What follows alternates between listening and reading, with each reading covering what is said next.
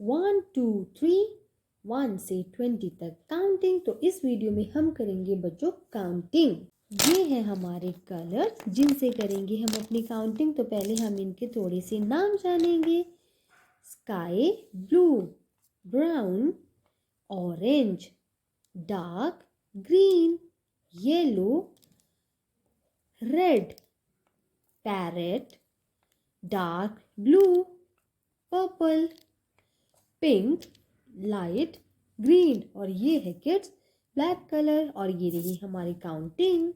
Number 1 और 1 के बाद क्या आता है किड्स? नंबर 2। ये है बच्चों नंबर 3। नंबर 3 और 3 के बाद नंबर 4। ये है बच्चों नंबर 5 और 5 के बाद आता है किड्स नंबर 6, 7,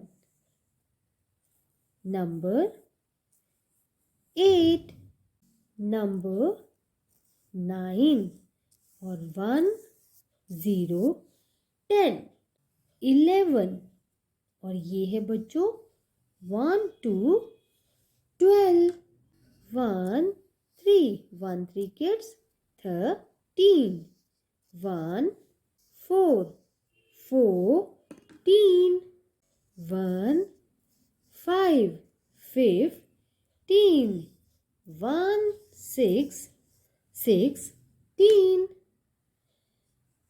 1 7 17, 1 8 18, 1 9 19 और 2 0 kids 20। तो ये थी बच्चों हमारी काउंटिंग।